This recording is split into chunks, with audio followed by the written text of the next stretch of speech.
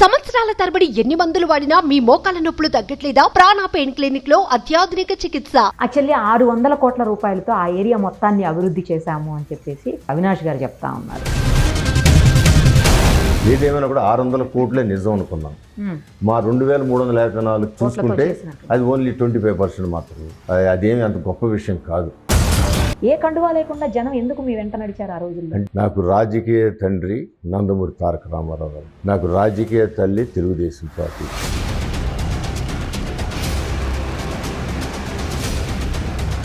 నోటికొచ్చినట్లు ఇష్టానుసారం మాట్లాడడం, అధినేతను కావచ్చు లేకపోతే పార్టీని కావచ్చు, నీచమైనటువంటి పార్లమెంటరీ లాంగ్వేజ్ తోటి. చాలా దురదృష్టం. అట్లాంటి వాళ్ళకి ప్రజలే సమాధానం చెప్పాల్సిన అవసరం ఉంది. అది ప్రజలు చెప్పాల్సింది తప్ప. స్టార్టింగ్లో వివేకానంద రెడ్డి గారు హత్య జరిగిన టైంలో ఉన్నది మీ ప్రభుత్వమే, టీడీపీ ప్రభుత్వం. మరి ఒకవేళ ఆ టైంలో వీళ్ళే చేశారు అని ఏదన్నా ఉంటే, మీరు ఇంకోటి కూడా అది అందరూ మిస్ అవుతున్నారు. హైకోర్టులో ఆ హత్య గురించి ఎవరు మాట్లాడొద్దు ఎలక్షన్ అయ్యే వరకు. దాని మీద ఎలాంటి ఇన్వెస్టిగేషన్లు జరగటానికి వీల్లేదు. ఒకవేళ జరిగినా చంద్రబాబు గారు హత్య చేయించారని చెప్పి అన్నారు. ఈ రోజు కూడా దాన్ని ప్రజలందరికీ తెలిసి ఎవరు చచ్చారు. సుదీర్ఘ రాజకీయ అనుభవం ఉండి తన రాజకీయ ప్రస్థానంలో కొన్ని లక్షల మందికి అనేక రకాలుగా సాయాలు అందించి ఇప్పుడు విజయవాడ ఈస్ట్ నుంచి టీడీపీ అభ్యర్థిగా, ఎమ్మెల్యే అభ్యర్థిగా బరిలోకి దిగుతున్నటువంటి గద్దె రామ్మోహన్ గారు ప్రస్తుతం మనతో పాటు ఉన్నారు. ఒక్కసారి ఆయనతో మాట్లాడదాం. సార్ నమస్తే అండి. నమస్తే. ఎలా ఉన్నారు సార్? బాగున్నాను. ఫస్ట్ ఒక విషయం చెప్పండి, మీ సీక్రెట్ ఇది ఏంటంటే, ఇంత ఏజ్లో కూడా ఇలా యంగ్ ఎలా ఉన్నారు? మీరు ఏం తింటారు చెప్పండి. నేను రోజు 10 నుంచి 12 కిలోమీటర్లు రన్నింగ్, వాకింగ్ చేస్తాను. డైట్ వెరీ లిమిటెడ్ డైట్ తీసుకుంటాను. అది ఏం తీసుకుంటారు చెప్పరా? సీక్రెట్ అదే అట్లేం లేదా? మొలకెత్తిన గింజలు, డ్రై ఫ్రూట్స్ ఎక్కువ తీసుకుంటాను. అంతే. నాన్ వెజ్ తింటారా? లైట్గా, వెరీ లైట్. ఆజాత శత్రువుగా ఉండటమే బహుశా మీ ఆరోగ్య రహస్యమేమో. ఇప్పుడు పాజిటివ్గా ఆలోచించడం నాకు అలవాటు. అందువల్ల ఎక్కువ శత్రుత్వం కూడా లేదు. నేను 30 సంవత్సరాల నుంచి శాసనసభ్యుడిగా ఉన్నా, పార్లమెంట్ సభ్యుడిగా ఉన్నా, ఎప్పుడు గన్మెన్ తీసుకోవాలి. సెక్యూరిటీ నేను ఢిల్లీ వెళ్ళినా ఎక్కడికి వెళ్ళినా కూడా గన్మెన్. ఇప్పుడు నా జీవితంలో గన్మెన్ తీసుకోవాలి. ఇప్పుడు కూడా లేరు. నాకు ఎప్పుడు ప్రతి 3 నెలలకు ఒకసారి పోలీస్ డిపార్ట్మెంట్ నుంచి ఒక లెటర్, అండర్టేకింగ్ లెటర్ తీసుకెళ్తుంటారు. నాకేం జరిగినా మీరు ఎవరి బాధ్యత కాదు, అందుకే నాకు సెక్యూరిటీ అవసరం లేదని చెప్పి లెటర్ తీసుకెళ్తుంటారు. ఎవ్రీ 3 months వచ్చి తీసుకెళ్తుంటారు. మీకు ఎప్పుడు ఇన్నేళ్ల మీ జీవితంలో ఏనాడు రాజకీయ జీవితంలో ముఖ్యంగా అవసరం పడలేదా? అవసరం పడలేదు. నేను ఎప్పుడు తెల్లారగట్ట 3ంటికి 2ంటికి రోడ్ల మీద పరిగెత్తుంటాను. చాలామంది ఆటో కార్మికులు కానివ్వండి, ఆర్టీసీ ఎంప్లాయీస్ కానివ్వండి, కొందరు పబ్లిక్ కానివ్వండి, పొరుగుళ్ళ నుంచి వచ్చి వెళ్ళేవాళ్ళు కానివ్వండి, నన్ను పలకరిస్తూ ఉంటారు. అది ఇప్పుడు కాదు, 30 ఏళ్ళ నుంచి కూడా అలవాటు. నేను ఢిల్లీ నుంచి వచ్చినప్పుడు అప్పుడు విజయవాడ ఫ్లైట్లు లేవు. ఇక్కడ హైదరాబాద్ ఫ్లైట్ దిగి ఇక్కడి నుంచి నర్స్పూర్ ఎక్స్ప్రెస్ వెళ్ళేవాడిని. ట్రైన్ దిగి నడుచుకుంటే ఇంటికి వెళ్ళిపోయేవాడిని.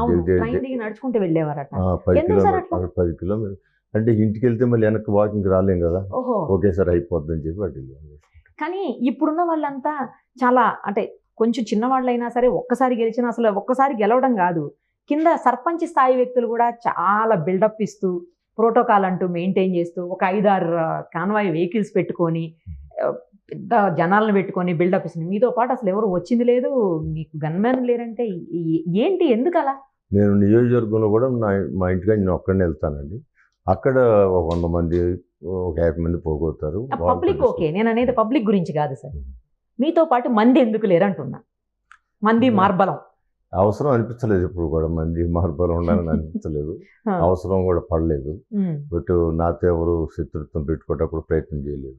ఓకే, ఎందుకంటే మీరు ఎవరితో పెట్టుకోరు కాబట్టి. కానీ రాజకీయాలంటేనే కాంట్రవర్సీస్ కదా సార్.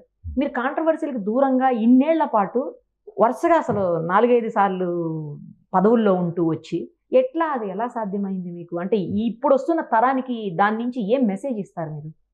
అంటే మనం ఎప్పుడు పాజిటివ్గా ఆలోచిస్తే శత్రుత్వం వచ్చే అవకాశం లేదు. వ్యక్తిగత దోషంలు, వాళ్ళ వ్యక్తిగత వాటి మీద మనం వెళ్ళినప్పుడు ఇలాంటి శత్రుత్వాలు వస్తాయి. అటు జోలికి ఎప్పుడు పోలేదు.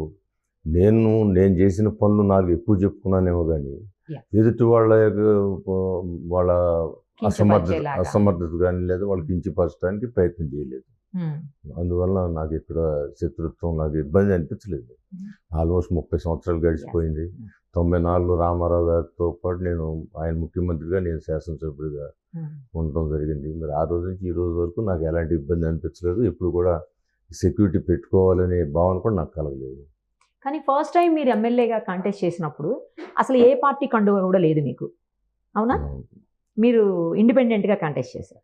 అప్పుడు మీకోసం ప్రతి ఊర్లోనూ కొన్ని వందలాది మంది మీరు నామినేషన్ వేసి వస్తుంటే కొన్ని వందలాది మంది మీకోసం హారతులు పట్టారట. ఎందుకు అలా? అంటే మీరు ఎవరో కూడా తెలియని ఒక పార్టీ కండువా ఉందంటే అది వేరే విషయం. ఏ కండువా లేకుండా జనం ఎందుకు మీ వెంట నడిచారు ఆ రోజుల్లో? అంటే దానికి ముందు 5 సంవత్సరాల పాటు నేను తెలుగుదేశం పార్టీలో యూత్ లీడర్గా పనిచేశాను. ఓకే. నేను తెలుగుదేశం పార్టీ అంటే ముందు అసలు ఇండిపెండెంట్గా వచ్చారు అని అన్నారు. కాదండి, 5 సంవత్సరాలు తెలుగుదేశం పార్టీ పనిచేశాను. నేను టికెట్ ఆశించాను. టికెట్ కొన్ని సందర్భాల్లో నాకు రాలేదు. నేనేమి ఇండిపెండెంట్ కావాలని వేయలేదు. మీరు చెప్పారు ఆ పబ్లిక్ వేసిన తర్వాత కాదు, నేను టికెట్ రాలేదని వెనక్కి వచ్చిన తర్వాత పబ్లిక్ ఎమోషన్ ఫీల్ అయ్యి నన్ను కూడా బలవంతంగా ఇండిపెండెంట్గా దించారు.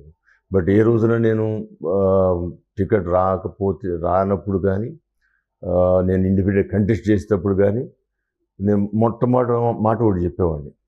నాకు రాజకీయ తండ్రి నందమూరి తారక రామారావు గారు, నాకు రాజకీయ తల్లి తెలుగుదేశం పార్టీ.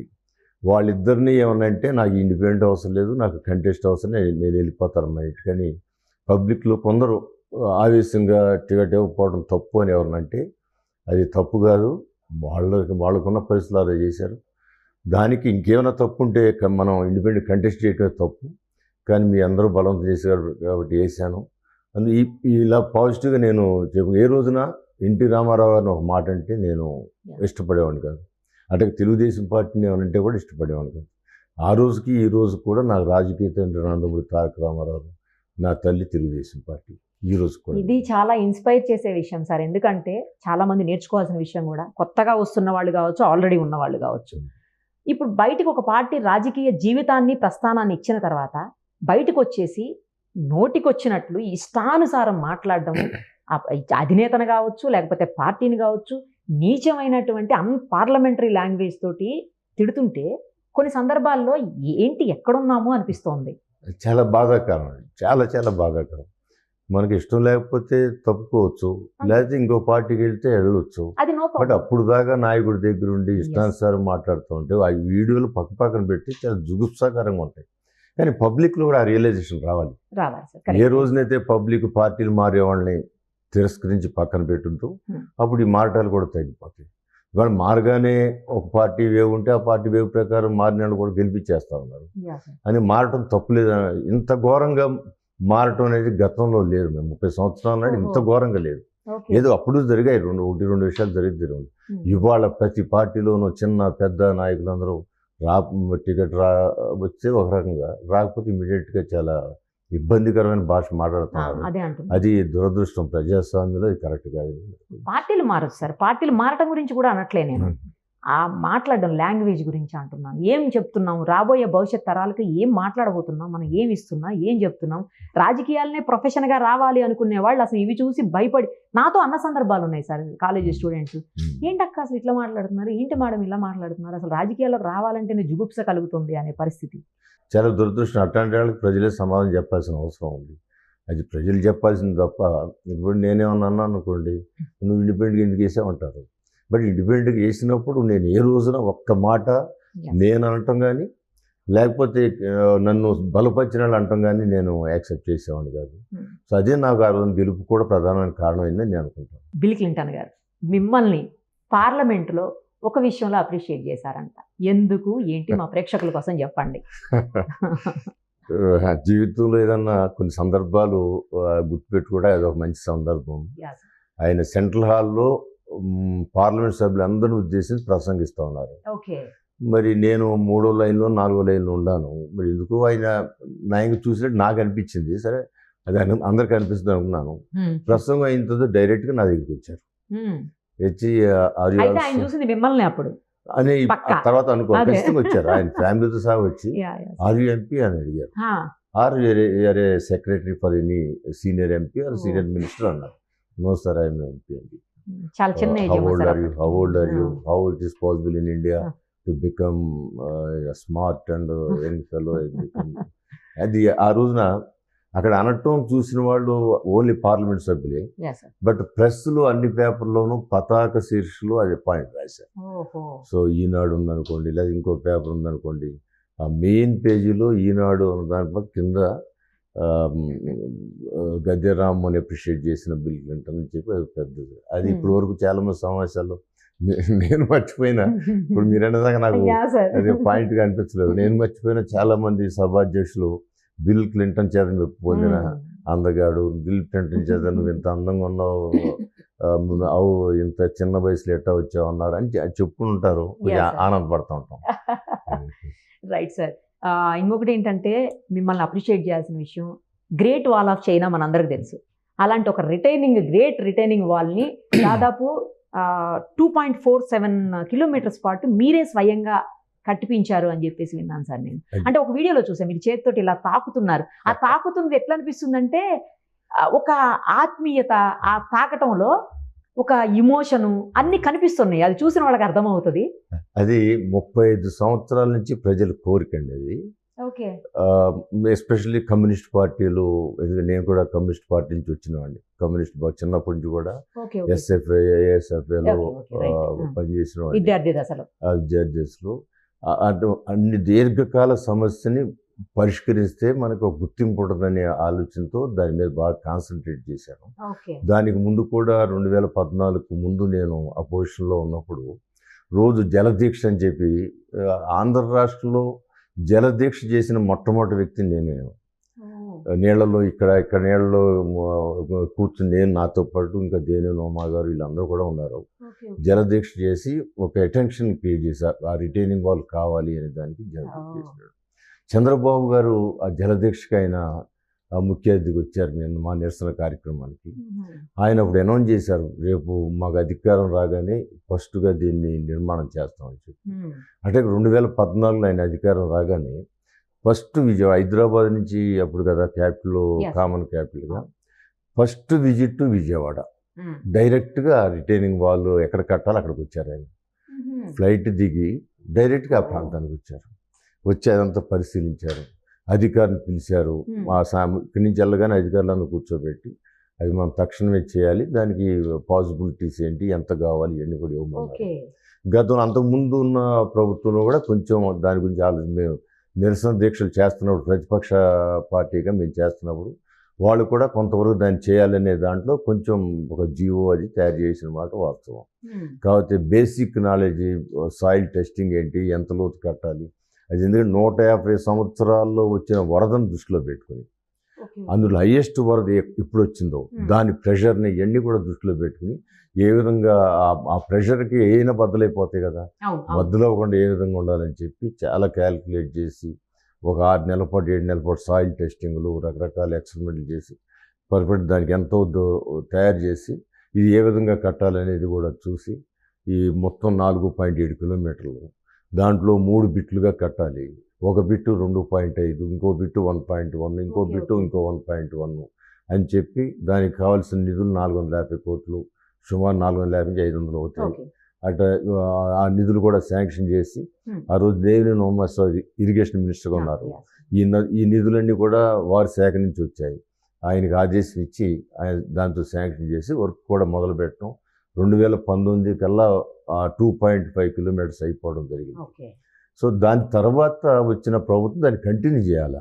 వీళ్ళు కంటిన్యూ చేయకుండా 2 సంవత్సరాలు లేట్ చేశారు. అది ఎంటెక్ కంటిన్యూ చేస్తే అయిపోయేది సంవత్సరంలో.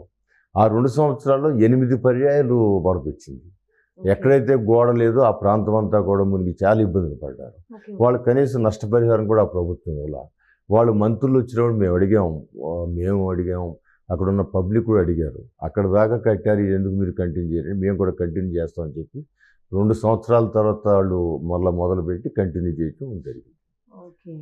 వాళ్ళు ఇప్పుడు ఏం చెబుతారంటే పూర్తి చేసింది మేము కాబట్టి మొత్తం మేమే కట్టాం. అసలు అది ఈ ఆలోచనే జగన్మోహన్ రెడ్డి గారికి వచ్చిందని చెప్తున్నారు. అది ఎంత ఘోరమైన అబద్ధం.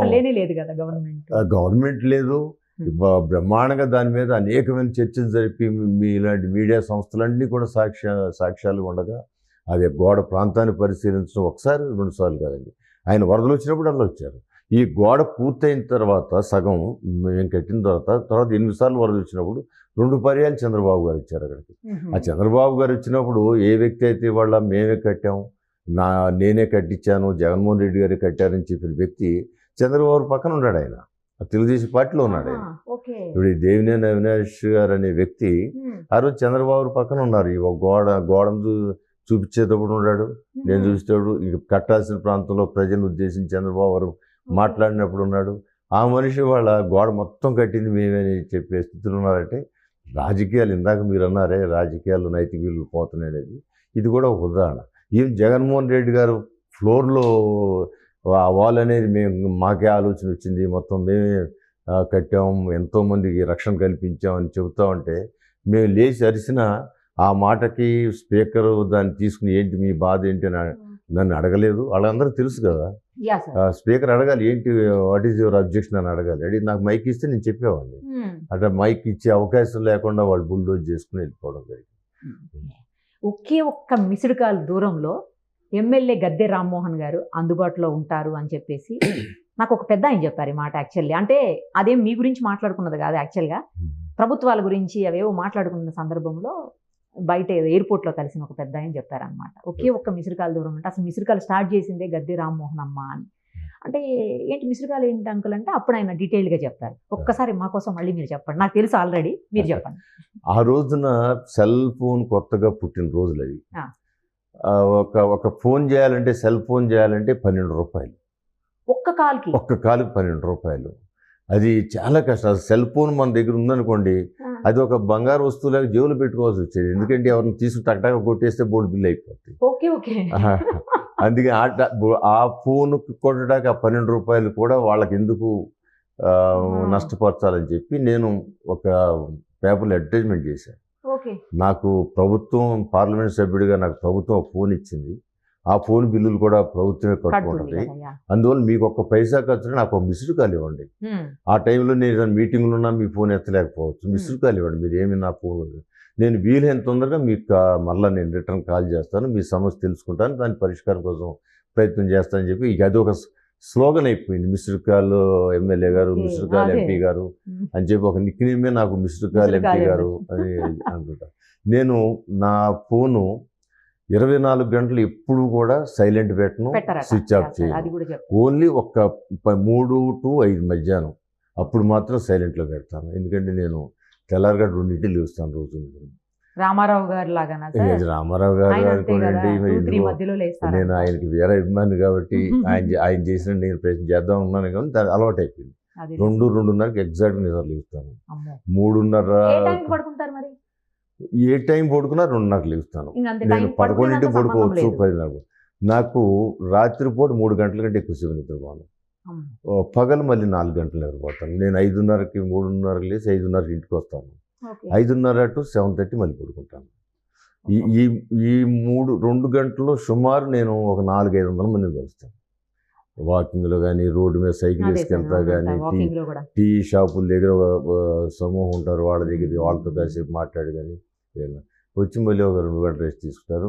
మధ్యాహ్నం మాత్రం 3 to 5 మాత్రం కంపల్సరీగా నేను ఆపుకోలేను.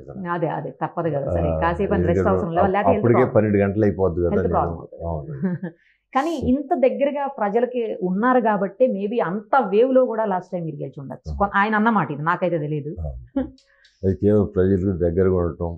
నేను 35 సంవత్సరాల నుంచి కూడా నేను స్వయం ఉపాధి పొందే వాళ్ళకి నేను ఆసరాగా ఉండేవాడిని.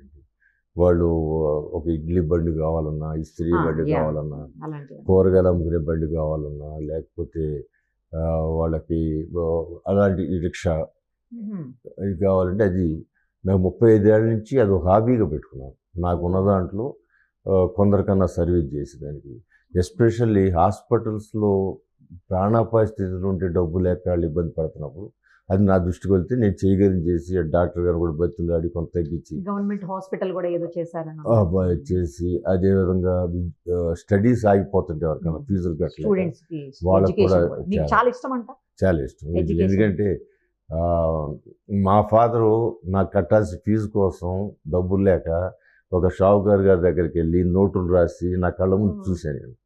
సో అందువల్ల చదువులు ఆగిపోకూడదు అని చెప్పి మనకు తోచిన దాంట్లో వాళ్ళకి ఖచ్చితంగా ఎంత ఫీజు అయినా సరే వాళ్ళు చదువు ఆగిపోయే పరిస్థితి ఉన్నప్పుడు ఎంత ఫీజు అయినా నేను కట్టి వాళ్ళు చదువు కంటిన్యూ చేస్తాను. వాళ్ళు నేను చదివించిన వాళ్ళు కొందరు ఐపీఎస్ అయిన వాళ్ళు ఉన్నారు, ఐఏఎస్ అయిన వాళ్ళు ఉన్నారు, కొందరు పెద్ద పెద్ద చార్టెడ్ అకౌంటెంట్లుగా పెద్ద పెద్ద కంపెనీలు ఉంటున్న వాళ్ళు ఉన్నారు. వాళ్ళంతా విదేశం- టచ్లో ఉంటారా సార్? ఎప్పుడు విష్ చేస్తుంటారు విష్ చేస్తుంటారు. ఇప్పుడు ఫారిన్ కంట్రీస్ లో ఉన్న వాళ్ళు కూడా వాళ్ళు ఫారిన్ కంట్రీస్ వాళ్ళు చాలా మంది ఉన్నారు, వాళ్ళందరూ మ్మ్. విష్ చేస్తుంటారు. Okay. సంతోషం వాళ్ళు విష్ ఆ సాటిస్ఫాక్షన్ చేయకపోయినా వేరే ఉంటదేమో కదా. చాలా గొప్పగా చాలా అదే గొప్పగా. అదే ఇప్పుడు నేను చదివించిన ఒక్కొక్క అమ్మాయి వచ్చి సార్ మీరు నాకు ఆ రోజు హెల్ప్ చేశారు, నేను ఇవాళ 2 లక్షల రూపాయలు జీతం తెచ్చుకుంటున్నాను అంటే సూపర్ చాలా ఆనందంగా అనిపిస్తుంది. సూపర్. అంతకంటే మించి యా ఆనందం సార్ కరెక్ట్ ఎగ్జాక్ట్లీ. అది ఇవాళ కాదు, నేను 30 సంవత్సరాల నుంచి ఇవాళ అదే చాలా మంది ఫాలో అవుతున్నారు. ఎస్ వాళ్ళు అదే అనుకుంటున్నాను. చాలా ఆ రాజకీయ charity చాలా నాయకులు మంది ఆ follow. ఈ చారిటీని ఫాలో అవుతున్నారు వాళ్ళ రాష్ట్రంలో కూడా. అవును. అది ఒక ఆనందం. నేను ఒక దారి చూపించాననేది కూడా నాకు ఆనందం. మీరు మనుషుల కోసమే కాదు వెటర్నరీ యూనివర్సిటీ కూడా ఏదో తీసుకొచ్చేదానికి మీ వంతు ప్రయత్నం చేశారని విన్నాను.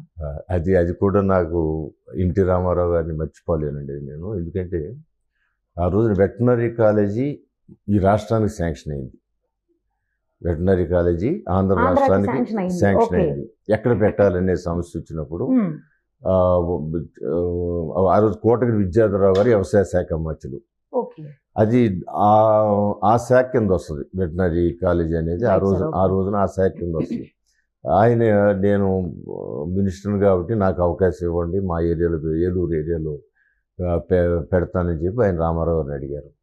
అట్లాగే ఎంవిఎస్ మూర్తి గారు సీనియర్ పార్లమెంట్ సభ్యులు, విశాఖపట్నంలో మాకు చాలా ల్యాండ్ ఉంది, మాకు మిల్క్ ప్రాజెక్టులో డబ్బులు ఉన్నాయి, దానికి కావాల్సిన బిల్డింగ్ కట్టాగా డబ్బులు మీకు కేటాయిస్తాం, మాకు విశాఖపట్నం ఇవ్వండి అని ఆయన అడిగారు.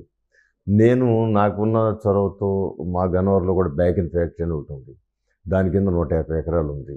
అది ఫ్యాక్టరీ నడవట్లేదు, 150 ఎకరాల స్థలం ఉంది కాబట్టి గన్నవరం ఇవ్వండి అని చెప్పి నేను రామారావు గారిని అడిగాను. రామారావు గారు 2-3 రోజుల తర్వాత అనౌన్స్ చేశారు గన్నవరం. వాళ్ళందరూ కూడా అడిగారు ఏంటి సార్ అది మేము అడిగాం కదా అని. అతనికి సీటు ఇవ్వకుండా మ్మ్. ఇండిపెండెంట్గా నిలబడే పరిస్థితి ఏర్పడింది. అక్కడ ప్రజలు తుఫాన్ గాలి, ఆ రోజున తుఫాన్ కాదు సునామీ, రామారావు సునామీ అప్పుడు. ఇప్పుడు ఆ రోజున మీకు ఐడియా ఉందో లేదో, పుట్టారో లేదో నాకు తెలియదు. 1994లో కాంగ్రెస్ పార్టీకి ప్రతిపక్ష హోదా కూడా రాలా. 84 సార్? 94లో ప్రతిపక్ష హోదా కూడా రాలి. భారతదేశంలో ఏ రాష్ట్రంలోనూ కూడా ప్రతిపక్ష హోదా కూడా రాకుండా పాలకపక్షం గెలిచిన సందర్భాలు నాకు తెలిసైతే లేవు. ఓ. 294 సీట్లకు సుమారు ఈయన అలయన్స్ కానీ 260 సీట్లు గెలవటం. కేవలం 26 సీట్లు మాత్రమే కాంగ్రెస్ గెలిచింది. ప్రతిపక్ష హోదా లేదు, కోల్పోయింది. హోదా కోల్పోయింది. ఆ సందర్భంలో నేను ఇండిపెండెంట్గా గెలిచాను. అంత వేవ్లో ఇండిపెండెంట్ గెలిచాడు కాబట్టి ఆ ప్రజలు అతని మీద చాలా ఆశలు ఎక్స్పెక్టేషన్స్ ఉన్నాయి. Yes, sir. అంతా అతను చెప్పిన దానికి నేను అంగీకరిస్తున్నానని చెప్పి ఓపెన్గా చెప్పినప్పుడు అది సామాన్య విషయం కాదు. నేను చిన్నవాడిని, చాలా చిన్నవాడిని, అది కూడా రాజకీయంగా చాలా సెల్ఫ్ సాటిస్ఫాక్షన్ ఇచ్చిన ఇష్యూ అయి ఉండాలి మీ life లో. అంతే కదా. నా లైఫ్లో రాసుకునే విషయాలు అది ఒక Yes. గొప్ప విషయం. ఆయన ఆ మాట అంటాం, దాని తర్వాత ఆయన మాటని చంద్రబాబు గారు కంటిన్యూ చేసి దాన్ని పూర్తి చేసి బ్రహ్మాండం బిల్డింగ్ కట్టించి ఆయన ఘనంగా ఓపెన్ చేసి నన్ను పక్కన ఉంచోబెట్టిన ఆయన ఓపెన్ చేసి కూడా గన్నవరం ప్రాంతానికి ఇవాళ ఎయిర్పోర్ట్ దగ్గర ఫస్ట్ కనపడే బ్రహ్మాండమైన బిల్డింగ్ వెటర్నరీ. అది అటు వెళ్తున్నప్పుడు కూడా నాకు కూడా దాన్ని చూస్తే అది ఒక తృప్తి. అంతే కదా. అది ప్రభుత్వందే, శాంక్షన్ అవన్నీ ప్రభుత్వందే, course. అయినా మన హయాంలో వచ్చిందని ఆ తృప్తి. నాకు అట్లాంటి తృప్తికరమైన సంఘటనలు కూడా ఇలా ప్రతి టర్మ్లో నాకు ఒకటన్నా ఉందండి. అంత గొప్ప కార్యక్రమాలు ఎంపీ చేసినప్పుడు Yeah. విజయవాడలో ఇందాక చెప్పారు కదా రిటైనింగ్ వాళ్ళు Retaining wall. 35 సంవత్సరాల నుంచి పోరాడుతున్న సమస్యని వాళ్ళు పడుతున్న బాధ కష్టం అది. బాధని నా హయాంలో అది మొదలై సగభాగం పైగా అయిపోవడం అనేది మర్చిపోలేని విషయం. మొదలే కదా సార్ ఇంపార్టెంట్. అంతే కదా, మొదలైతే కదా ఆగదు కదా, కొంచెం ఆలస్యమైన కొంచెం ఆగదు లేట్ కదా. అవుతుంది అటు ఇటు అంతే అంతే. అంతే ఆగదు కదా. మరి అట్లాగే ఆ, విజయవాడ నగరంలో రైల్వే లైన్ తొలగింపు అనేది ఒక కార్యక్రమం. అది కూడా అది కూడా విన్నాను అది సార్. కూడా అది కొన్ని సంవత్సరాలు బట్టి అందరు ఎంపీలు కూడా ప్రయత్నం చేశారు. నాకు ముందు ఉపేంద్ర గారు ఎంపీ ఉన్నారు, ఆయన కూడా పర్వతనేని ఉపేంద్ర గారు. పర్వతనేని ఓకే. ఉపేంద్ర. నేను గెలిచింది కూడా ఆయన మీద. అవును, ఆయన మీద. ఆయన చాలా ప్రయత్నం చేశారు, అంతకుముందు కూడా ప్రయత్నం చేశారు, కొంత కదులుతూ వచ్చింది. ఓకే. భారతదేశంలో ఎక్కడైనా కొత్త లైన్లు వేయటమే కానీ వేసిన లైన్ తీసిన సందర్భం అసలు లేదు. ఎక్కడా లేదు. అది ఒక్క విజయవాడ నగరంలో. నేను 5 సంవత్సరాలు దాన్నే పట్టుకుని నితీష్ కుమార్ గారు రైల్వే మినిస్టర్ ఉన్నారు. ఓకే. అది ఎర్రమనాయుడు గారు మాకు నాయకుడు. చంద్రబాబు గారు వచ్చినప్పుడల్లా ఆ ఇష్యూని వారి దగ్గర ప్రస్తావించేవాళ్ళు. నేను ఎంటబడి నితీష్ కుమార్ గారిని బదులు ఆయన 2 పర్యాయాలు ఆ ఇష్యూ, అసలు రైల్వే లైన్ తీయటం ఏంటి, ఎవరైనా కొత్త లైన్ అడుగుతారు, వాళ్ళు లైన్ అదే కదా. తీయటం ఏంటి అని చెప్పి అక్కడికి వచ్చి పరిశీలన చేసి అక్కడ పబ్లిక్ యొక్క ఇబ్బందులు చూసి అక్కడ 8 గేట్లు ఉండేయండి. ఆ 8 గేట్లు దాటి ఎన్ని కిలోమీటర్స్ దూరంలో 8 గేట్లు ఉన్నాయి సార్? అది దగ్గర 4 కిలోమీటర్ల దూరంలోనే అంత కొంచెం దూరంలో 8 గేట్లు. 8 గేట్లు. ఎక్కడికక్కడ ట్రాఫిక్ జామ్ అయిపోయింది. అయిపోతుంది కదా. పిల్లల్ని వెనకాల ఎక్కించుకుని ఒకప్పుడు ఏదైనా ట్రైన్ లేట్ అయిపోతే ఆ స్కూల్కి వెళ్ళటానికి పిల్లలకి ఇబ్బంది అయ్యేది, ఉద్యోగాలకు వెళ్ళేవాళ్ళు. అది ఆయన చూసి ఇమ్మీడియట్ తక్షణం అక్కడికక్కడ శాంక్షన్ చేశారు ఆయన రిమూవ్లకి. ఓకే. అది నేను ఎంపీగా ఉన్న టైంలోనే మొత్తం రిమూవ్ చేశారు. ఆ రిమూవ్ చేయటం వల్ల ఇవాళ అక్కడ BRTS రోడ్ అని పెద్ద రోడ్డు పడిపోయింది. విజయవాడ నగరంలో ఎక్కడా లేని రోడ్డు అక్కడ పడింది. ఆ రైల్వే లైన్ తీసేసి ఆ రైల్వే స్థానంలో పెద్ద రోడ్డు వేశారు. అప్పుడు ట్రాఫిక్ ఇబ్బందులు లేకుండా ట్రాఫిక్ క్లియరెన్స్ అది ఇవాళ పొద్దున్నే వాకర్స్ ఎంతో మంది అక్కడ నడుస్తూ ఉంటారు. అదొకటి నాకు గుర్తుండే విషయం అండి. అంటే ఎయిర్పోర్ట్ నేను ఎంపీ అయిన నాటికి 18 సంవత్సరాల నుంచి ఎయిర్పోర్ట్ మూసేయబడింది. ఫ్లైట్లు ముందు ఉండేనా సార్ అక్కడ? బ్రహ్మాండంగా ఉండేది. అసలు బ్రహ్మాండంగా ఫ్లైట్. మీరు రామారావు గారు వచ్చి ఆయన వస్తున్నాడు, మీరు స్కూల్ చదివేటప్పుడు పరిగెత్తుకెళ్ళి ఎయిర్పోర్ట్కి వెళ్ళి ఆయన చూసేవాళ్ళం. మరి ఎందుకు క్లోజ్ చేశారు? మరి ఎందుకు క్లోజ్ చేశారంటే ఇది నాకు కరెక్ట్ రీజన్ తెలియదు, కానీ 18 సంవత్సరాల నుంచి క్లోజ్ చేయబడింది. బ్రహ్మాండ ఇది బ్రిటిష్ వాళ్ళు కట్టిన ఎయిర్పోర్ట్ అండి, అది క్లోజ్ చేయబడింది. దానికి నేను చాలా రిక్వెస్ట్ చేసి అందరినీ కూడా పెడుతున్నాను. ఎందుకంటే నాకు ఛాంబర్ ఆఫ్ కామర్స్ వాళ్ళు ఎప్పుడో రిప్రజెంటేటివ్స్ ఉండేవాళ్ళు. నేను ఫ్లైట్ ఉంటే కొంచెం వ్యాపారస్తులు వస్తారు, పెట్టుబడులు వస్తాయి, మన విజయవాడ అభివృద్ధి చెందుద్ది. ఫ్లైట్ లేకపోతే ఇంత దూరం జర్నీ చేసే అవకాశాలు ఉండవు. అప్పుడు ఇంకా రోడ్లు కూడా ఇంత మంచిగా ఉండేవి మంచి రోడ్లు లేవు. కరెక్ట్. అందుకని ఇది మీరు ప్రయత్నం చేయండి అంటే అది కూడా మంచి విషయం. గన్నవరం మా నేటివ్ ప్లేసు, అక్కడ ఉన్న ఎయిర్పోర్టు, ఆ గోడ పక్కనే మా ఊరు కూడా, ఆ గోడ కానుకునే మా ఊరు. అవునా సార్? అందుకని ఆ ఎయిర్పోర్ట్ మీద కొంచెం వెంకయ్య నాయుడు గారి సహకారం, చంద్రబాబు గారు సహకారం, ఎర్రమనాయుడు గారి సహకారంతో దాన్ని ఒక చిన్న ఫ్లైట్ తీసుకురావడానికి చాలా కష్టపడాల్సి వచ్చింది. ఇంకోటి చెప్పనండి, ఆ ఫ్లైట్ ఇనాగరేషన్కి అది హైదరాబాద్ నుంచి ఫ్లైట్ బయలుదేరి విజయవాడ రావాలి. దాంట్లో వెంకయ్య నాయుడు గారు, రామానాయుడు గారు, ఎర్రమనాయుడు గారు, కమ్మబాడి రామ్మోహన్ గారు, చాలామంది ఎంపీలు ఆ ఫ్లైట్లో ఎక్కి కూర్చున్నారు. అది స్టార్ట్ అయ్యేలో మంటలు వచ్చినాయి. పెద్ద వాళ్ళందరూ ఉండే. నేను అక్కడ రిసీవ్ చేసుకోవడానికి నేను ఎయిర్పోర్ట్ ఎదురు చూస్తున్నా ఆ ఫ్లైట్. అంగరంగ వైభవంగా వ్యాపారస్తులు అందరూ దండలు పూలు తీసుకొచ్చారు, వాళ్ళకి వేయటాకి వచ్చేవాళ్ళకి వేయటాకి. మంటలు వచ్చినాయి. అది ఆగిపోయింది. చాలా టెక్నికల్ ప్రాబ్లం. అది ఆగిపోయింది. తర్వాత 2 రోజుల తర్వాత బాగు చేసి ఫ్లైట్ వచ్చింది, కానీ ఎవరు ఎక్కట్లేదు. భయం ఎవరు ఎక్కట్లేదు. అప్పుడు నేనేం చేశానంటే అది 1875 రూపాయల టికెట్. ప్రతిరోజు మా 10 మంది మా ముందు రోజు నేను ఎక్కి వెళ్ళాను. ఒక 5-10 మంది తీసుకుని అందరికి టికెట్లు కొని నేను ఎక్కి హైదరాబాద్ వెళ్ళాను. మళ్ళీ హైదరాబాద్ నుంచి వచ్చాను. తర్వాత చూసుకొని మేము ఎక్కాం కాబట్టి తర్వాత ఇంకో రోజు ఒక 10 మంది కార్యకర్తలు ఆ టికెట్ నేనే కొని వాళ్ళు ఎక్కించి అట్ట స్లోగా బ్రహ్మాండంగా సీట్లు దొరకనంత ఫిలప్ అయిపోయింది. అలా అయితే అలవాటు పడతారు జనాలు, వాళ్ళు కూడా ఆపకుండా ఉంటారు సర్వీస్. లేదా ఎక్కపోతే వారం చూసేవాళ్ళకి ఎత్తేసేవాళ్ళు, మళ్ళీ మొదలుకు వచ్చేది. అప్పటి నుంచి మొదలై 1-2-3 ఫ్లైట్లు రాసిన తర్వాత ఇమ్మీడియట్గా రాజధాని అయిపోయింది. రాజధాని విపరీతమైన ట్రాఫిక్. ఇప్పుడు అసలు ఖాళీ లేదు. అది కూడా నాకు జీవితంలో ఒక అది ఎవరు ఫ్లైట్ ఎగురుతుంటే మాగానే గద్దెరామ ఫ్లైట్ వెళ్తుందని వాళ్ళు. అదే ఒక కాలువను కూడా అట్లాగే గద్దె రామ్మోహన్ కాలువ అంటుంది. పిల్లల కాలువ, చిన్న కాలువ ఒక దాన్ని పిల్లలందరూ కూడా అట్లా పిలుస్తారని. పిల్లలు గద్దె రామ్మోహన్ అంటే తెలియని పిల్లలు గద్దె రామ్మోహన్ కాలువ అంటారు. అంటే రైతుల కోసం చేసిన కాలువనా సార్? రైతుల కోసం చేసిన కాలువ. బట్ గన్నవరం నీళ్ళు వెళ్తాక ఇబ్రహీంపట్నం దగ్గర తగ్గిన కాలువ అది. ఇబ్రహీంపట్నం రిటర్నింగ్ వాటర్ అని ఉంటుంది. ఆహా. ఆ వాటర్ని తీసుకుని గన్నవరం శివరామకృష్ణ గారు గన్నవరం ప్రజలకి పరిష్కారం రావాలంటే అది ఒకటే మార్గం అని చెప్పి ఆ రోజు ఒక ప్రాజెక్ట్ వేశారు. రామారావు కూడా దాన్ని ముందుకు తీసుకెళ్ళమన్నారు. ఓకే. ఆ రోజు జయప్రకాష్ నారాయణ గారు ఐఏఎస్ ఉన్నారు. వారికి కూడా మా గన్నవరం ఏరియా ఆయన పుట్టినూరు, ఆయన సొంతూరు గన్నవరంలో ఏరియా. సరే. ఆ ప్రాంతం మీద ఉన్న ప్రేమ కానీ ఆయన కూడా హెల్ప్ చేశారు. ఓ. ఆ కాలం వరకు నా పేరు ఉండేది. అట్లాగే ఫ్లైట్ ఎగురుతుంటే గదే ఫ్లైట్ గద్దే వెళ్తుంది ఫ్లైట్ వెళ్తుంది. అట్లా ఇవన్నీ ఒక తీపి గుర్తులు అనమాట. ఓకే. తర్వాత ఇంకొకటి కూడా సార్ నాకు బాగా నచ్చింది. ఆ రోజు చాలా విషయాలు మీ గురించి పెద్ద ఆయన చెప్పారు నాకు ఎయిర్పోర్ట్లో. అందులో నాకు ఒకటి బాగా గుర్తుంది ఏంటంటే సిఎంఆర్ఎఫ్ అంటే సీఎం రిలీఫ్ ఫండ్ విషయంలో. అవునండి. ఇప్పుడు సీఎం రిలీఫ్ ఫండ్కి అప్లై చేస్తే రోజుల తరబడి, వారాల తరబడి, నెలల తరబడి అది అసలు శాంక్షనే అవ్వదు.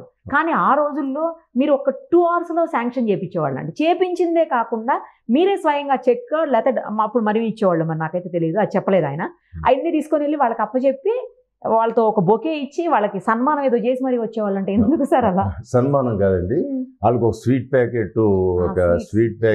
తీసుకుని ఆ చెక్కు తీసుకుని ఎలా ఉన్నారు, బాగుందా, ఇదంతా సీఎంఆర్ఎఫ్ ఎప్పుడు వాళ్ళు హాస్పిటల్లో ట్రీట్మెంట్ చేయించుకుని ఇంటికి వచ్చిన తర్వాత వచ్చేదన్నమాట. బాగున్నారా అని చెప్పి వాళ్ళని పరామర్శించి ఒక స్వీట్ ప్యాకెట్ ఇచ్చి ఒక దండం పెట్టి చంద్రబాబు గారు మిమ్మల్ని అడిగి ఇచ్చిరమ్మన్నారు. ఆయన ఇచ్చారు. ఎందుకంటేనండి వాళ్ళ హాస్పిటల్ అనేప్పటికీ ఏ కుటుంబం అయినా ఆ ప్రాణం కోసం ఎంత తప్పుగైనా చేసేసి ముందు బతికించుకోవడానికి ప్రయత్నం చేస్తారు. అదే కదా సార్. అది 10 రూపాయలు వడ్డీ, చిన్నవాళ్ళు అయితే అందరూ ఏది 10 చూడరా రూపాయలు సార్? వడ్డీలు తీసుకొస్తారు. వాళ్ళు అది సరే ప్రాణం కాపాడబడింది అనుకోండి, అది అంతవరకు సంతోషం. కానీ రేపు దీని వడ్డీలు కట్టలేక ఈ అప్పు తీర్చలేక మరొక అదొక బాధ. కుటుంబం అంతా కూడా మర్యాద పడేవాళ్ళు. నేను చంద్రబాబు గారు ఆ విషయంలో ఎంతమంది కుటుంబాలని ఆయన ఆ యొక్క ఇబ్బందుల నుంచి తీసుకొచ్చారంటే నాకు ఒక్కరికే కాదండి, అందరు 175 నియోజకవర్గాల్లో ఉన్న ఎమ్మెల్యేలు కానివ్వండి, లేకపోతే ఇన్ఛార్జీలు కానివ్వండి, ఎవరైనా ఆయన ఏమాత్రం ఇదంట చేతికి ఎముక లేదన్నట్టుగా ఇచ్చేవారు. ఒక 1,00,000 రూపాయలు ఖర్చు అయితే సుమారు 80-90 వేల దాకా కూడా ఇచ్చిన సందర్భాలు ఉన్నాయి. కొంచెం వాళ్ళు బాగా పూరండి, 10,000 కూడా భరించలేరంటే 1,00,000 రూపాయలు ఇచ్చిన సందర్భాలు కూడా ఉన్నాయి.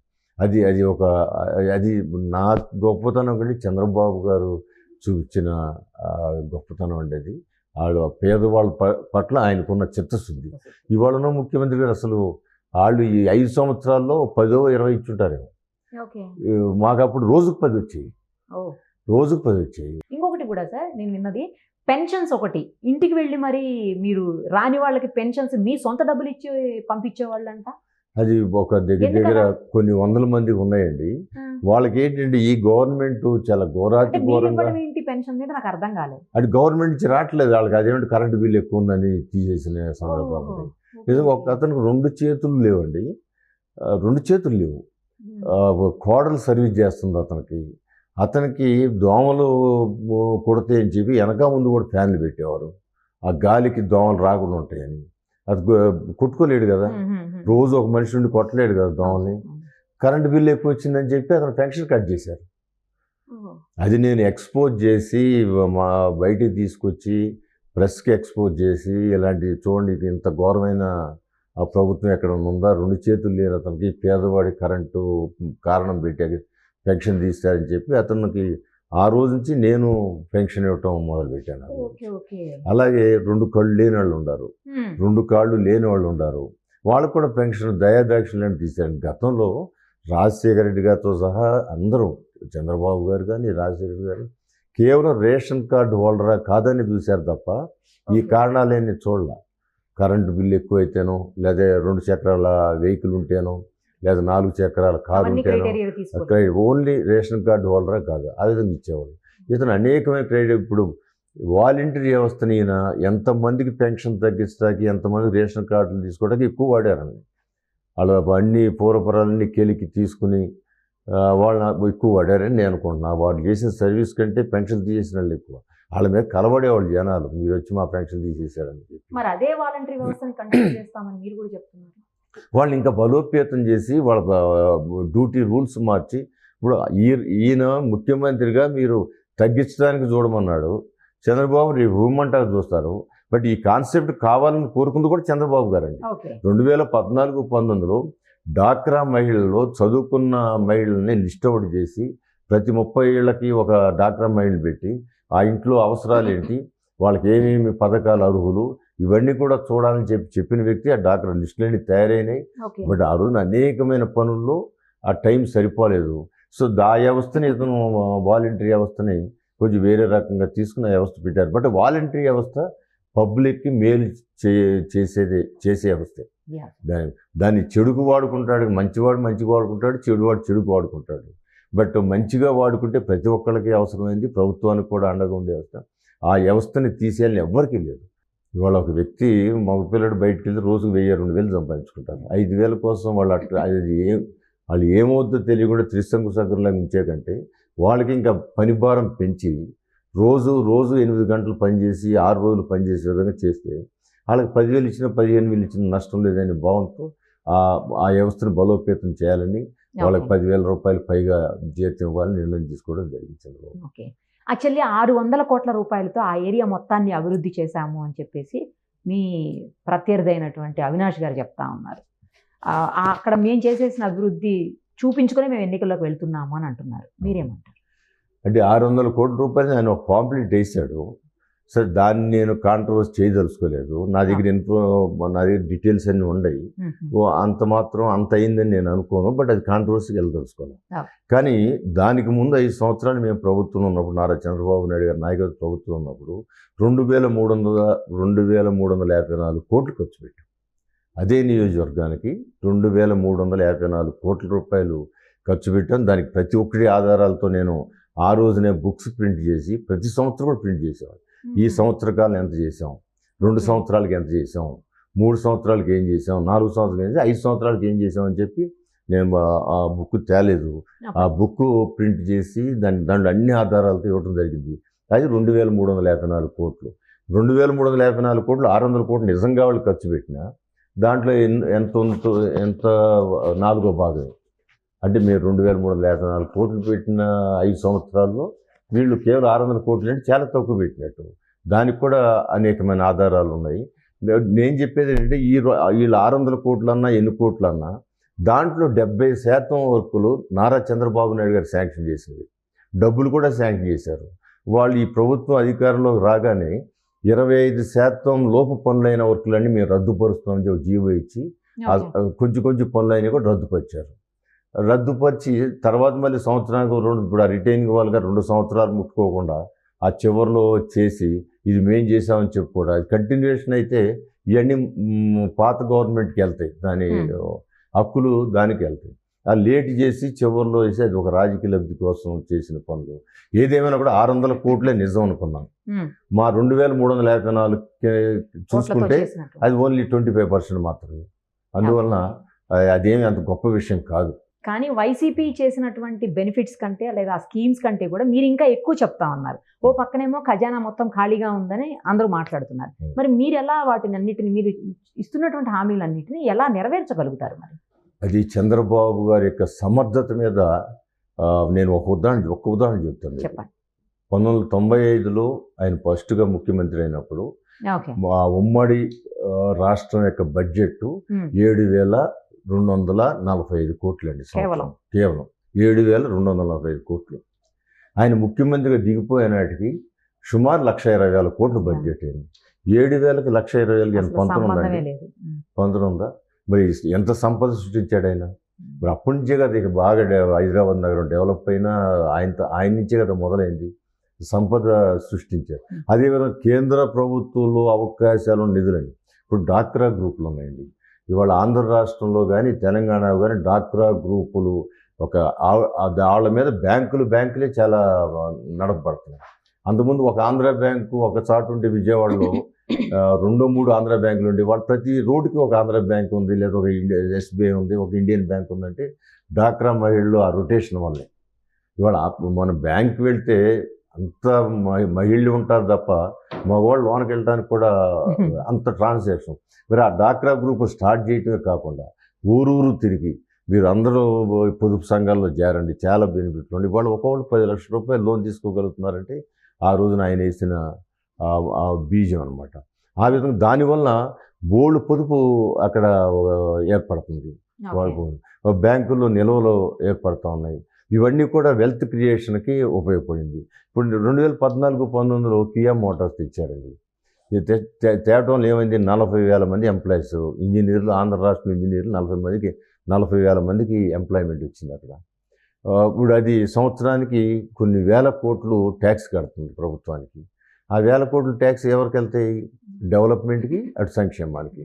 సో మీరు ఏదైనా 7,200 ఎన్ని రికార్డ్ ప్రకారం ఉంటుంది. ఆ రోజు బడ్జెట్ చూసుకుంటే ఉమ్మడి రాష్ట్రంలో నేను ఫస్ట్ ఎమ్మెల్యే అయినప్పుడు 7,000 కోట్లు చిల్లర బడ్జెట్. మరి ఆయన దిగిపోయినట్టు చూస్తే సుమారు 1,00,000 కోట్ల దాకా వెళ్ళింది. ఇవాళ ఒక విడిపోయిన రాష్ట్రం 2,00,000 కోట్లు, 2,50,000 కోట్లు ఉందంటే ఒకసారి పెరిగిన తర్వాత ఇక డబ్బులు పెట్టుద్దన్న సిద్ధాంతం, అది ఆయన యొక్క గొప్పతనం. అది వెల్త్ క్రియేట్ చేయగలరు. ఇప్పుడు అమరావతి ఉందండి, ఆ ల్యాండ్ మనకు ఉచితంగా వచ్చింది. ఆ ల్యాండ్ మీద ఇల్లు కట్టి హ్యాపీనెస్ అని చెప్పి అనౌన్స్మెంట్ చేస్తే 2 నిమిషాల్లో మొత్తం ప్లాట్లు అమ్ముడైపోయినాయి. 2 నిమిషాలే. అది చాలామంది కంప్యూటర్ ఓపెన్ చేసేపటికే మొత్తం జామ్ అయిపోయింది, అన్నీ కూడా అమ్ముడైపోయినాయి. మరి అది దానివల్ల ఎంత లాభం వస్తుంది మనకి, గవర్నమెంట్కి? సో అట్లాంటి అమరావతిని వాళ్ళ నిర్వీర్యం చేసేసి, అసలు అది కేవలం చంద్రబాబు గారు మొదలుపెట్టారు కాబట్టి, మనం కట్టిన ఆయనకే పేరు వస్తుంది కాబట్టి దాన్ని నిర్వీర్యం చేశారు. దానివల్ల నష్టపోయింది ఎవరు? పబ్లిక్ నష్టపోయారు. వాళ్ళ కరెంటు బిల్లు 8 సార్లు పెంచడం, అన్ని రేట్లు 60 రూపాయలు ఉండే నూనె 180 రూపాయలు అవటం. అంటే అదే రాజధాని ఆయన వాడుకున్నట్టు. అది రాజధాని చేసి దాంట్లో ఉన్న ఇది చేసినట్టు హైదరాబాద్ నగరంలో. ఇప్పుడు హైదరాబాద్ నగరం తెలంగాణకి అన్నం పెట్టలేదంటారా? తెలంగాణ మొత్తానికి, ఏ నగరం అయినా సరే, హైదరాబాద్ నగరం తెలంగాణ మొత్తానికి ఫీడింగ్ ఇస్తుంది. మద్రాసు పట్టణం ఆ స్టేట్ తమిళనాడు అంతా ఫీడింగ్ ఇస్తుంది. బెంగళూరు, కర్ణాటక అంతా ఫీడింగ్ ఇస్తుంది. మరి అలాంటి రాజధాని లేకుండా తలలేని ముందు లేక వాళ్ళు తిరుగుతున్నాం అంటే అది ఎవరికి నష్టం? ప్రజలకు నష్టం. అల్టిమేట్గా ఏముంది, వాళ్ళు ఉంటాడని రేపు పోతాడు. ప్రజలకు నష్టం కదా. 5 సంవత్సరాలు డెవలప్మెంట్ అంతా ఆగిపోయి, ఒక 20 సంవత్సరాలు వెనక్కి వెళ్ళిపోయి, పిల్లలందరూ ఉద్యోగాలు లేక రోడ్ల మీద తిరుగుతూ, ఇవాళ ఈ గంజాయికి వీటికి అలవాటు పడి కొంత నిర్వీర్యం అయిపోతూ, చాలా దురదృష్టంగా ఇవాళ రాష్ట్రంలో జరుగుతున్న పరిస్థితి. సార్, విజయవాడ అసలు బాగా ఈ గంజాయి తర్వాత ఈ బ్యాచ్లు, ఏం బ్యాచ్లు అంటారో మరి వాళ్ళని, బ్లేడ్ బ్యాచ్, ఇదంతా ఎక్కువైపోయింది అని చెప్పేసి మొత్తం. ఇవాళ మీరు ఒక స్లమ్లోకి వెళ్ళండి, అక్కడ మహిళలు రోదనది, అయ్యా గంజాయి బ్యాచ్ పెరిగిపోయి రేతుపడి మేము ఏమైనా కోపడుతుంటే మా మీద తిరగబడుతున్నారని. అది ఒక స్లమ్లోనే అనుకుంటాం. మిడిల్ క్లాస్ ఫ్యామిలీస్ దగ్గరికి వెళ్ళండి, మధ్యలో చిన్న పార్క్ ఉంటే రేతులు కూడా 10 మంది కుర్రాళ్ళు చేరుతున్నారు. ఓకే, ఇష్టం వచ్చినట్టు పోటాడుకుంటున్నారు, అరుస్తున్నారు, మాకు డిస్టర్బెన్స్ మేము ఎవరిని వెళ్తే తిరగబడుతున్నారని. అటే పెద్ద అపార్ట్మెంట్స్ దగ్గరికి వెళ్తే ఆ ఉన్న పార్కుల నిండా కూడా వీళ్ళేజ్ అంటే విజయవాడ నగరం మొత్తం కూడా వ్యాపించిపోయింది, విచ్చలవిడిగా అయిపోయింది. గంజాయి అంతే కదా. వాళ్ళు గంజాయి భారతదేశంలో ఎక్కడ దొరికిందన్నా దాని మూలాలు ఆంధ్ర రాష్ట్రం. మరి కంట్రోల్ లేకే కదా ఇదంతా. దానివల్ల ఇవాళ గంజాయి మద్యం హానికరం, గంజాయి అయితే సర్వనాశనం అండి. ఇప్పుడు ఎవరన్నా ఒక్కసారి తీసుకుంటే లైఫ్ 5 సంవత్సరాలు పడిపోతాయి. ఇంకా 5 సార్లు తీసుకుంటే అవయవాలు నిర్వీర్యం అవుతాయి. ఆ మత్తులో ఏమి పని చేయలేక పడుకోవడం తప్పితే ఏం చేయలేడు. సో అలా సర్వనాశనం చేసే శక్తి గంజాయికి ఉంది. నిన్నగాక మొన్న 1,00,000 కోట్ల విలువైన డ్రగ్గు వచ్చిందంటే, ఒక కంటైనర్ వచ్చిందంటే దాన్ని ఎవరు బాధ్యత తీసుకోవాలి? దాన్ని అది కూడా ఏదో మీ పార్టీకి సంబంధించిన వాళ్ళే అనటానికి ఏముందండి. వాళ్ళ నా మీద దాడి చేసి నన్నే కేసులు ఇరికిచ్చే విధానం జరుగుతూ ఉన్నప్పుడు, అంటే నన్నంటే నేను చాలా చోట్ల ఎవరైతే దాడి చేయబడ్డారో వాళ్ళ మీదే తిరిగి కేసు పెట్టి వాళ్ళని అరెస్ట్ చేసే పరిస్థితులు అక్కడ ఉంటున్నప్పుడు ఎన్నైనా అబద్ధాలు ఆడతారు. దానికి ఏముంది? ఇవాళ అంటే మరి నిజానిజాలు తీయండి. ఇప్పుడు ఆ రోజున వివేకానంద రెడ్డి గారు హత్య చేయబడ్డారు, చంద్రబాబు గారు హత్య చేయించారని చెప్పి అన్నారు. 5 సంవత్సరాలు నువ్వు పరిపాలన ఉండవు కదా, అది వెళ్ళి తీయగలగాలి కదా. ఈ రోజు కూడా దాన్ని ప్రజలందరికీ తెలుసు ఎవరు చంపారో, కానీ ముఖ్యమంత్రి గారికి తెలియట్లేదు, ఆయన పోలీస్ డిపార్ట్మెంట్ తెలియట్లేదు.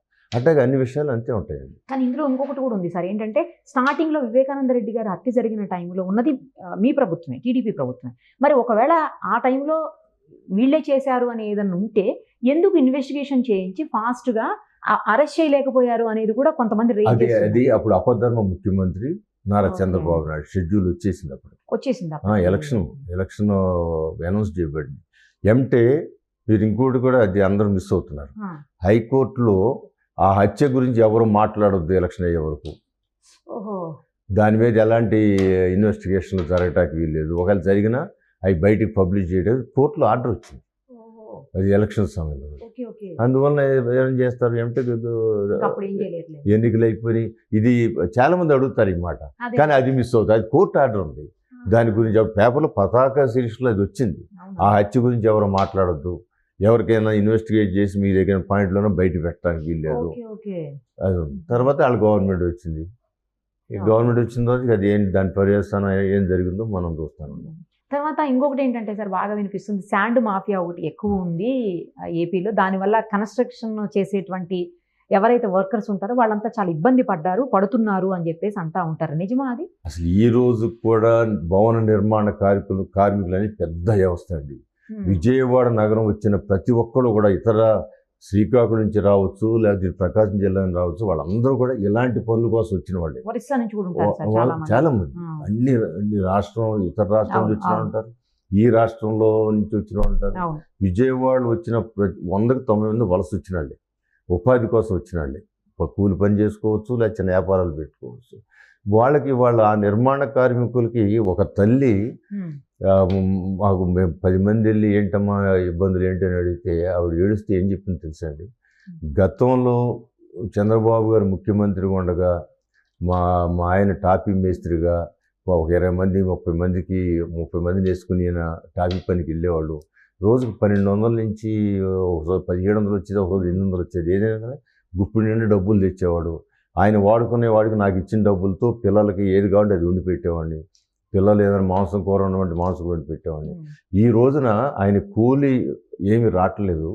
నేను ఇళ్లలో పనిచేసి ఆ తల్లులు ఏదన్నా సద్దన్నం పెడితే అది తీసుకొచ్చి నా భర్తకి నా పిల్లలకు పెట్టే స్థితిలో నేను ఉండాలంటే ఎందుకు బాబు మాకు ఈ బతుకని ఆ తల్లి ఏడుస్తూ ఉందంటే, అలాంటి పరిస్థితి చాలా ఇళ్లలో ఉంది. ఇసుక ఇవాళ అది దేవుడిచ్చిన ఇసుక, వరదలు వచ్చినాయి, ఇసుక వస్తుంది. ఆ ఇసుక అంతా హైదరాబాద్ నగరానికి ఇతర రాష్ట్రాలకు వెళ్ళిపోతుంది. దాంట్లో వైఎస్ఆర్సీపీ పార్టీ నాయకులందరూ పార్ట్నర్స్. జగన్మోహన్ రెడ్డి గారు ప్రధానమైన వాటాదారుడు, అందరు లీడర్లు, ప్రతి నియోజకవర్గంలో ఎమ్మెల్యేలు, ఇన్ఛార్జీలు వీళ్ళందరూ కూడా భాగాలు ఉన్నాయని చెప్పి అందరికీ తెలుసు ఓపెన్గా. కానీ ఎవరు దాన్ని అరికట్టలేని పరిస్థితి. ఎక్కడన్నా ఆపితే మనుషులు తొక్కిచ్చేయటాలు రకరకాలుగా జరుగుతూ ఉన్నాయి. మరి ఆ ఇసుకని ఇతర రాష్ట్రాలకు ఎక్స్పోర్ట్ చేసే దాంట్లో ఉన్న శ్రద్ధ, దాని మీద డబ్బులు సంపాదించే శ్రద్ధ, ఇక్కడ పనులు కలిపిద్దాం, ఇసుకని రేటు తగ్గించేద్దాం. చంద్రబాబు గారు ట్రాక్టర్ 850 రూపాయలకి ఇస్తే 5000 పెట్టుకునే పరిస్థితి వాళ్ళు ఉంది. 850 రూపాయలు ట్రాక్టర్, అది ఓన్లీ ట్రాన్స్పోర్ట్ ఛార్జే, ఇసుక ఫ్రీ, ట్రాన్స్పోర్ట్ ఛార్జ్ ఓన్లీ. ఇవాళ ఇసుకకి అంతా ఇంత కట్టించి బ్లాక్ చేసి అది చేసి 5000 6000 రూపాయలు చేసే పరిస్థితి ఉందంటే, మరి ఇంత పచ్చిపాపం. ఉచితంగా ఇసుక ఇచ్చిన వ్యక్తినేమో స్కామ్ అన్నారు.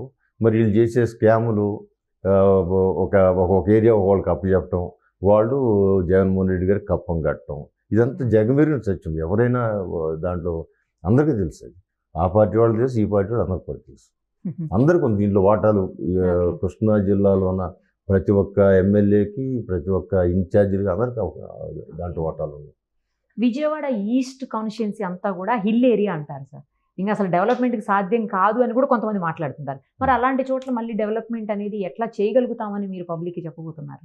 అంటే హిల్ ఏరియా మొత్తం హిల్ ఏరియా కాదు, 1/4 హిల్ ఏరియా. ఆ హిల్ ఏరియా వాళ్ళకి ప్రధానంగా కావాల్సిన మంచినీళ్ళు. 2014లో చంద్రబాబు ముఖ్యమంత్రి అయిన నాటికి కింద నుంచి నీళ్లు పట్టుకుని మోసుకుంటూ గర్భిణీ స్త్రీలు సైతం మెట్లు ఎక్కుకుండా పైకి వెళ్ళేవాళ్ళు. సో ఆ పరిస్థితి నుంచి ఆయన ఇచ్చిన ప్రత్యేకమైన నిధులతో మేము 2 ఓవర్ హెడ్ ట్యాంకులు కట్టించడం జరిగింది.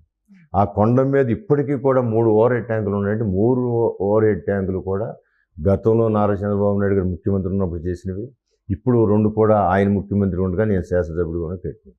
చాలా వరకు నీళ్ళు ఇంకా కూడా వాళ్ళకి 24 గంటలు నీళ్ళు ఇవ్వాల్సిన అవసరం కూడా ఉంది. ఎందుకుందంటే ఒకళ్ళు పూల్కి వెళ్తారు, ఎప్పుడుకో వస్తారు, ఈలోపు వాళ్ళు 1-2 గంటలు వదిలేటే నీళ్ళు ఉండకపోవచ్చు, తర్వాత నీళ్లు దొరకవు. అందువల్ల 24 గంటలు నీళ్ళు ఇవ్వాల్సిన అవసరం ఉంది. ఇంకా ఓవర్ హెడ్ ట్యాంకులు కట్టాల్సిన అవసరం ఉంది. ఆ రోజు చివరిలో ఆయన 3 కోట్ల రూపాయలతో ఓవర్ హెడ్ ట్యాంక్ కొండ మీద చంద్రబాబు గారు ఇచ్చారు. మేము శంకుస్థాపన చేసాం. దాంట్లో కార్పొరేటర్ కూడా, అపోజిషన్ కార్పొరేటర్, ఆయన కూడా ఆనందంగా వచ్చి శంకుస్థాపన చేశాడు. దాన్ని 25% లోపల ఆపేశారు, రద్దుపరిచారు. ఈ రోజు వరకు కూడా ఆ వర్కులు మళ్ళీ ఇచ్చి మొదలు పెట్టలేదు. ఆ ప్రాంతంలో వాటర్ ప్రాబ్లం అట్టాగే ఉంది. ఈ 5 సంవత్సరాలు ఎక్కడ కూడా ఓవర్ హెడ్ ట్యాంక్ కట్టిన దాఖలాలు లేవు. మేము 2014-19లో సుమారు 5 పెద్ద ఓవర్ హెడ్ ట్యాంకులు కట్టడం జరిగింది. మరి వీళ్ళు ఒక్కటి కూడా ఒకటేదో మొదలు పెట్టారు, ఇంకా కొనారెళ్తుంది అది. ఆ విధంగా డెవలప్మెంట్ విషయంలో ఈ ప్రభుత్వానికి ఎక్కడ కూడా శ్రద్ధ ఉన్న ఇది కానీ, లేకపోతే వాళ్ళకి ఆ అవకాశాలని డెవలప్ చేసా అనేవాళ్ళు మంచినీళ్ళు ఒక ట్యాంకు ఓవర్ హెడ్ ట్యాంక్ కూడా కట్టలేని పరిస్థితి ఉందంటే దాన్ని కూడా మనం కూడా అర్థం చేసుకోవాలి. ఓకే, ఫైనల్గా ఒక్క విషయం చెప్పండి సార్. విజయవాడ ఈస్ట్ కాన్స్టిట్యున్సీకి సంబంధించినటువంటి ఓటర్స్ అంతా గద్దె రామ్మోహన్ గారికే ఎందుకు ఓటు వేయాలి అంటే ఏం చెప్తారు? అంటే మేము ఈ 10 సంవత్సరాలు ప్రశాంతమైన వాతావరణం తీసుకురావడానికి, ప్రతి ఒక్కళ్ళ సమస్యని అడ్రస్ చేసే విధంగా నారా చంద్రబాబు నాయుడు గారి సహకారంతో ఇందాక ఏదైతే మీరు CMRF అడిగారో దాంట్లో అని డెవలప్మెంట్ 2354 కోట్లు రాష్ట్రంలో అనేకమైన ఆర్థిక ఇబ్బందులు ఉన్న విజయవాడ నగరాన్ని రాజధానిగా చేశాం కాబట్టి ఆయన ప్రత్యేకమైన నిధులు ప్రతి సంవత్సరం కూడా ప్రత్యేకమైన నిధులు ఇచ్చి ఆ విజయవాడ నగరాన్ని కాపాడటానికి, విజయవాడ డెవలప్ చేయడానికి ఆయన చాలా కృషి చేశారండి. ఇప్పుడు ఈ జగన్మోహన్ రెడ్డి గారు ఆయన ముఖ్యమంత్రి అయిన తర్వాత మొట్టమొదటి బడ్జెట్లో 150 కోట్లు అనౌన్స్ చేశారు. ఆ 150 ఒక్క పైసా ఇవ్వలేదు. ఇక తర్వాత సంవత్సరం అసలు అనౌన్స్మెంటే లేదు. కానీ ఆ రోజు చంద్రబాబు గారు ప్రతి సంవత్సరం 600 కోట్లు ఇచ్చిన సందర్భం ఉంది, 300 కోట్లు ఇచ్చిన సందర్భం ఉంది. ఏదో రకంగా ఆయన సపోర్ట్ చేశారు రాష్ట్ర బడ్జెట్ నుంచి. విజయవాడ నగరం రాష్ట్ర బడ్జెట్ సపోర్ట్ చేయాల్సిన అవసరం లేదు. ఎందుకంటే విజయవాడ నగరం స్వయం ప్రతిపత్తి కలిగిన నగరం.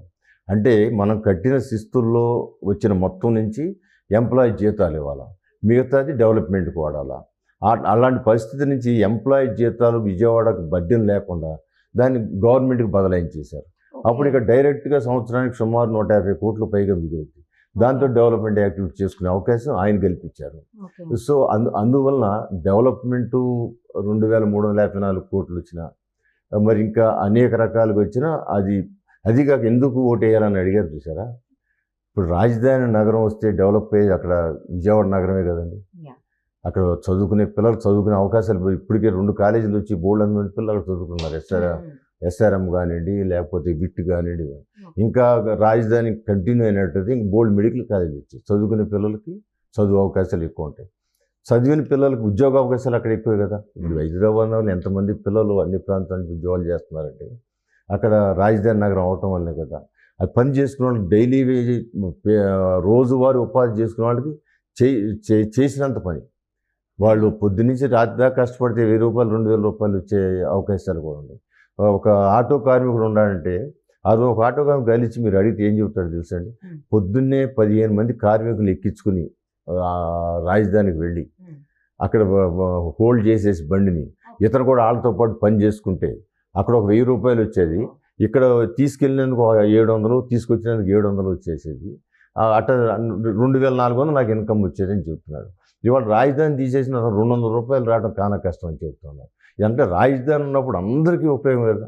రోజువారీ పని చేసుకునే వాళ్ళకి ఉపయోగం, చిన్న చిన్న వ్యాపారాలు చేసే వాళ్ళకి ఉపయోగం, పెద్ద వ్యాపారాలు చేసుకునే వాళ్ళకి ఉపయోగం, ఇళ్ళు ఉన్న వాళ్ళకి ఒక రూము సర్దుకుని ఒక రూమ్ అద్దెకిస్తే బోల్డ్ డబ్బులు వచ్చేవి. అలాంటి రాజధాని నగరం తీసేస్తాను, ఇక్కడ నా రాజధాని నగరం లేదని జగన్మోహన్ రెడ్డి గారు అంటున్నారు. రాజధాని ఇక్కడే కాపాడుతామని చెప్పి చంద్రబాబు గారు అంటున్నారు. విజయవాడ నగర బస్సులు ఎవరికి ఓటు వేయాలి? ఖచ్చితంగా తెలుగుదేశం పార్టీకి వేయాలి. రాజధానికి కావాలండి, వాళ్ళ పిల్లల భవిష్యత్తు కావాలంటే తెలుగుదేశం పార్టీకి ఓటు వేయాలి. ఇవాళ ఉద్యోగాలు లేక అనేక మంది పిల్లలు చదువుకుని ఇళ్లలో ఉంటా ఉన్నారు. ఆ బాధ తల్లిదండ్రులకు ఎంత బాధ ఉంటుంది. అలాంటి ఉద్యోగ కల్పన లేదని చెప్పి చాలామంది యువత ఇవాళ తెలుగుదేశం పార్టీ వైపు చూస్తూ ఉన్నారు. మళ్ళీ చంద్రబాబు గారు రావాలి, మాకు జాబులు రావాలని బాగుంటున్నారు. అదే కాకుండా ఈ ప్రాంతంలో కొండ ప్రాంతం ఉంది. ఇప్పుడు 1-2 గంటలు నీళ్ళు ఇస్తున్నాం, దానికి 24 గంటలు ఇచ్చేదానికి మేము తీర్చిదిద్దడానికి ప్రణాళిక వేసుకుంటున్నాం. అదేవిధంగా దానికి మెట్ల మార్గాలు ఉంటాయి.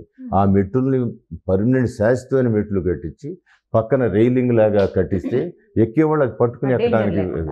గతంలో చంద్రబాబు గారు నేను అడిగినప్పుడు ఆయన ఒక మెట్లు వేసి చూడు, దానికి ఎంత కావాలో అడుగు అంత ఇస్తాను, అది చూసి బాగుంది పబ్లిక్ కూడా నచ్చిందంటే అన్నిసార్లు దాన్ని వేయిద్దాం అని చెప్పారు ఆయన. దానికి డబ్బులు కూడా శాంక్షన్ చేశారు ఆయన. సో ఆ విధంగా కొన్నిసార్లు కట్టడం జరిగింది. కట్టిందో చాలామంది అది బాగుందని చెప్పడం జరిగింది. కానీ ఈ ప్రభుత్వం దాన్ని ఏం పట్టించుకోలేదు. రేపు వచ్చిన తర్వాత ప్రతి మెట్లు మార్గానికి రైలింగ్ వేయటం చేయం, అది కొండ ప్రాంతానికి. అదేవిధంగా కృష్ణలంక ప్రాంతానికి వాళ్ళు నిర్మాణం అయింది. ఆ స్థలం మా పక్కన ఆ కట్ట మీద ఉన్న వాళ్ళకి భద్రత కల్పించడానికి, వాళ్ళ రహదారి సౌకర్యాలు ఏర్పాటు చేయడానికి అవకాశం ఉంటే కేంద్ర ప్రభుత్వంతో సంప్రదించి వాళ్ళని మార్గాలు అన్వేషించి వాళ్ళందరికీ పట్టాలు ఇస్తే ఇంకా మంచి గృహ నిర్మాణం చేసుకోగలుగుతారు. అది కృష్ణలంక ప్రాంతానికి. పట్టమట వాసులకి వాళ్ళ అండర్ గ్రౌండ్ డ్రైనేజ్ అస్తవ్యస్తం అయిపోయింది. అస్తవ్యస్తం. మీరు ఎక్కడికి వెళ్ళినా కూడా, ఏ రోడ్డు మీదకి వెళ్ళినా విజయవాడ నగరంలో టాయిలెట్లోకి వెళ్ళింది అక్కడి నుంచి బయటకు వచ్చింది తప్ప అది రోడ్డు మీదకి వచ్చేస్తుంది. ఇప్పుడు ఇళ్లలోంచి టాయిలెట్ రోడ్డు మీదకి వచ్చేస్తుంది. పిల్లలు అక్కడే తిరుగుతూ ఉన్నారు. అది అస్తవ్యస్తం, మెయింటెనెన్స్ లేదు. అట్లాగే స్టార్మ్ వాటర్ హిల్ నుంచి ఒకేసారి నీళ్లు రాగానే ఆ ప్రాంతం అంతా ఒకేసారి ఈ లోతు నీళ్ళు వచ్చేస్తాయి. ఆ మునక మళ్ళీ వెనక్కి వెళ్ళటానికి ఒక రోజు, 2 రోజులు, 3 రోజులు పడుతుంది.